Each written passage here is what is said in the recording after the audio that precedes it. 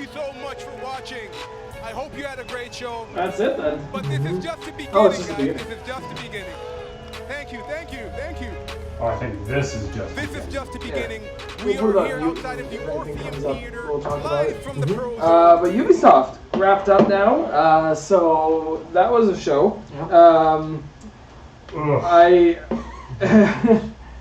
I suppose I'll just dive into it. I did not much care for this. I thought this may be one of the weakest E3 showings Ubisoft's had in a while.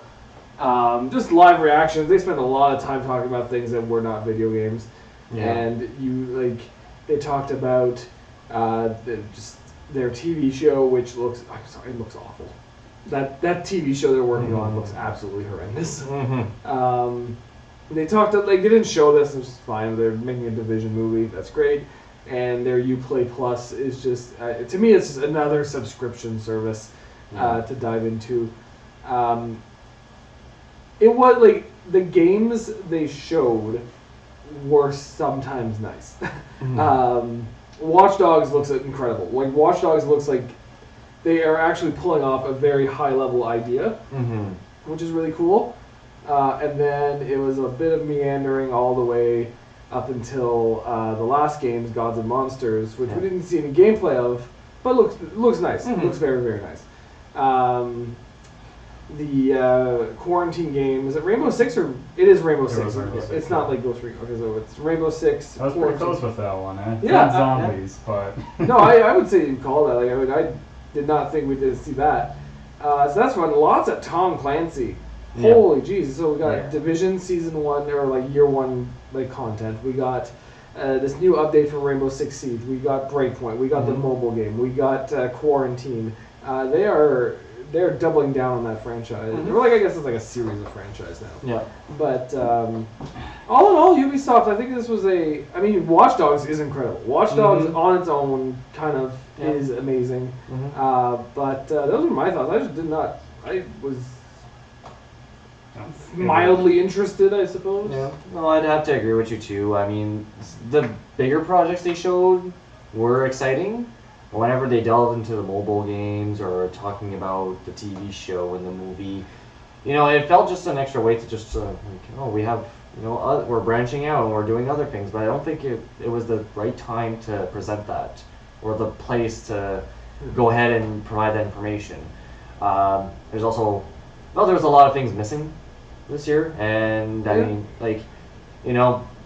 what could have been better, and just maybe just showing an extra trailer for Beyond Good and Evil 2, or maybe showing something about Skull and Bones. But again, the games that they did show and the content for their existing titles were good, but I just felt it was missing. It was missing something big. It was boring. Yes. I was like, okay, is this gonna end?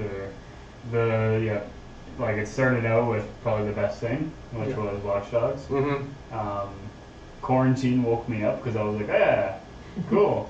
And then it was just kind of back to there. No, it feels like a year where they don't have a lot to show. I mean, it really is unfortunate that Watch Dogs leaked. If that was a surprise, if we would have been surprised by that, I think I would have been anticipating the rest of the show a lot more. But as soon as Watch Dogs was over, there was nothing to look forward to. Yeah. There was nothing that last game looks interesting. It has a very interesting art style, and the Assassin's Creed Odyssey team is a very good team. But we didn't see gameplay. I have no idea what it plays like. And it was just it was not a lot of anything from Ubisoft this year.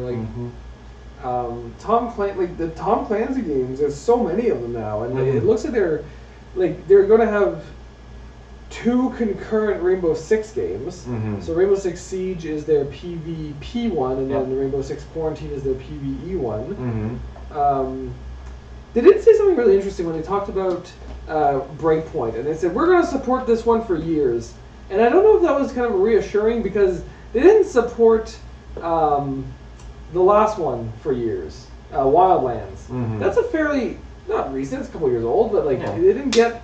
It really felt to me like this was a no, we won't abandon this one, but we have to make a new one for some reason.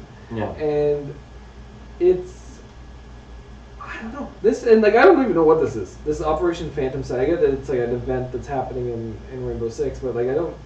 It's one of those things. If you don't play, Yeah. then whatever.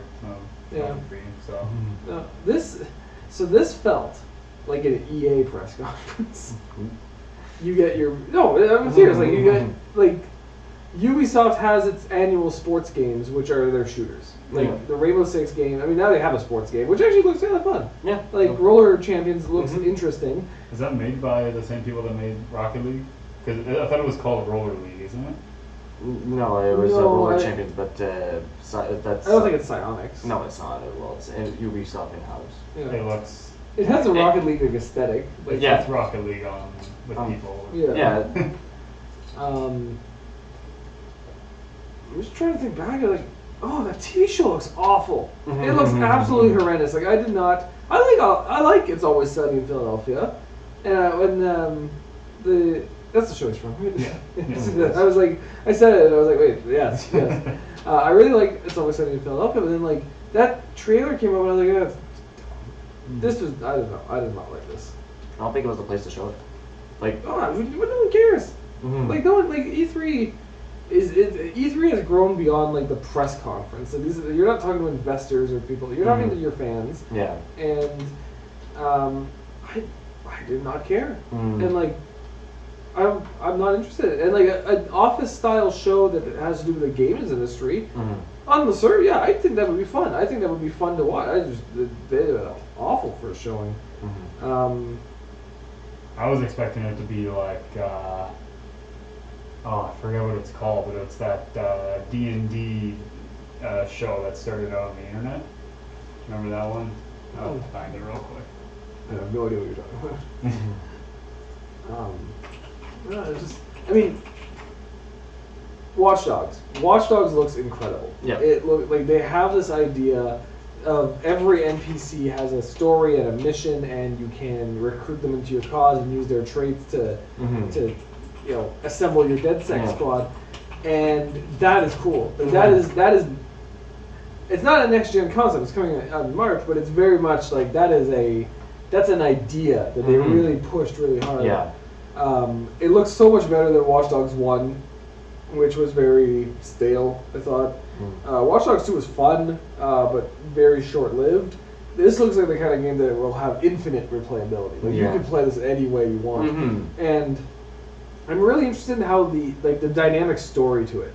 Like that one guy died at the beginning of the trailer, and the other recruits he had reacted to that. But nothing guarantees that you'll have those same recruits on your team. Yeah. So, like, how open-ended is this? Like, it must have taken forever to script this game. How many voice actors did they have? Well, yeah. Like, and, like, one of the things I didn't notice during the trailer is, like, they say, oh, you can recruit everyone. It's a living city.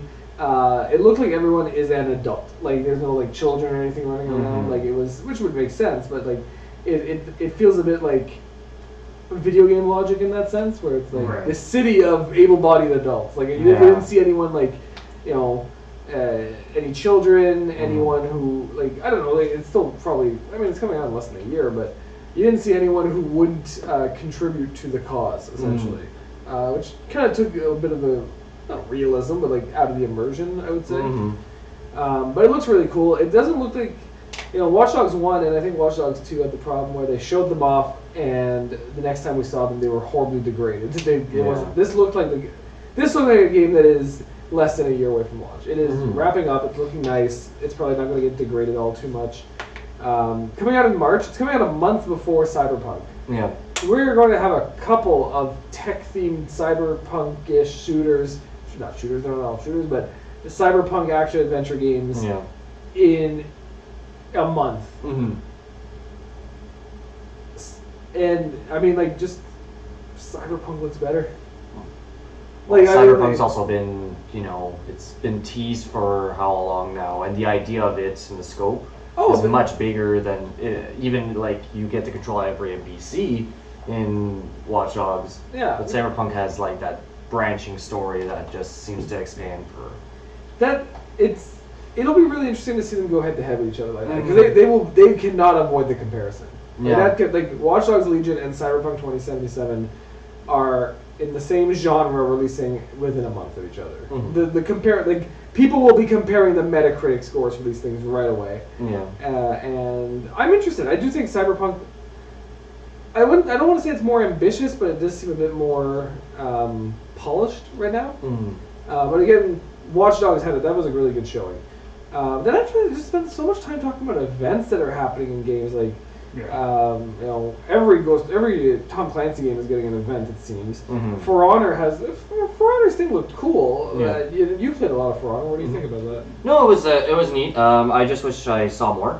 I felt like they spent a lot of time on all like Tom Clancy events, and then For Honor they had just like a little snippet of it, and I wish I would have been able to have a bit more. But no, it looked good. I just felt it was short and like in comparison to everything else that was going on. But yeah, it was. I mean, I have to agree with both of you. It was not like an enticing presentation. No. It was very sleepy. yeah. Like I felt like the big announcements they stuck out because nothing else was all that interesting. Oh yeah, this is going to be remembered for Watch Dogs. It might get a little bit remembered for Monsters and Gods or Gods and Monsters. But the thing with that game is like again, there's no game there. Yeah. We don't know what that is. I can't tell if it's the YouTube spinning or if it's the the game. It doesn't look like the YouTube spinning a little bit. Well, why don't do you guys want to do a rating on this then? Sure. Okay. So right before we get to ratings, I want to just give a special shout out to the Wii. Yeah. Which is still getting games announced at E3 2019. So already today we've gotten a whole bunch of Vita games. We got a whole bunch of 3DS. Well, we got one 3DS game, and we got a Wii game. I'm calling it tomorrow, guys. GameCube. We're getting a GameCube game tomorrow. Are we gonna get a GameCube? Nintendo will announce a GameCube game. Okay. So yeah, like it's just Dance. Keeping the Wii alive. I always like those like kind of like fun fact style games. It was really funny last year. I don't know if you know this, Kurt, but it came out on Wii U, and Switch. So it came out on 3 generations of Nintendo at the same time, which I thought was really cool. I was like, that's a fun anecdote. It would have been interesting to compare the sales. Oh, I'm sure the Wii U version sold like 4 copies.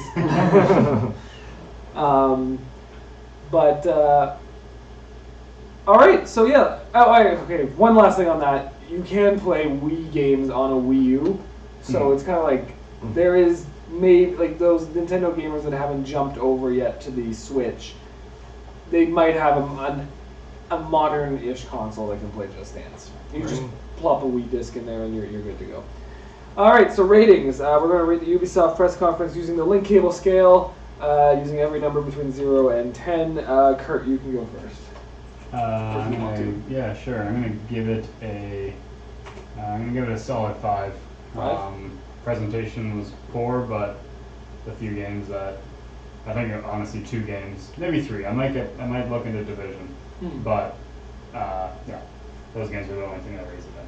Alright, cool. Jacob? I'd have to agree with Kurt. A 5 out of 10. I mean, Watch Dogs. It kicked everything off really good. I think we maybe set expectations a little too high, yeah, no, everything else in between, besides a few other titles and a few other expansions, it didn't provide much interest.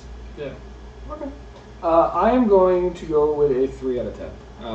You know what? Actually, I'll be a bit nicer. 3.5 out of 10. So, 3.5 out of 10. If you took Watch Dogs out of that, I would be asleep. I would have not made it through this press conference. So 3.5 out of 10. 99% of that is coming from Watch Dogs. I didn't think this was particularly enjoyable. It's not the same thing about the quality of the games too. Like I know we kind of riffed on some Tom Clancy games. They look like fine games. They're just there's so many of them now, and it's uninteresting. This really felt like a classic EA press conference, where they show their sports games but they always have that one big surprise, and this was Watch Dogs. So yeah, 3.5 for me. that's about it. Yeah, so I guess we're done talking about Ubisoft then. So that's it for us for now. We'll be back on 9 p.m. this evening, 9 p.m. Eastern, to discuss Square Enix. So they're having the final press showing of the day, and they are gearing up for a big one. We'll have Marvel's The Avengers, we'll have Final Fantasy VII, and potentially some other things. So thank you again for tuning in. We hope you enjoyed the stream and our thoughts on it. Hope you made it through the Ubisoft conference. We barely did. And yeah, make sure to stay tuned to Link Cable for more E3 coverage, more coverage on all things gaming, and subscribe to our YouTube to stay up to date. Let us know in the comments if you like things, if you didn't like things. We'll try to make the next one even better. So thanks everyone, and have a great E3. Bye. Take care, guys.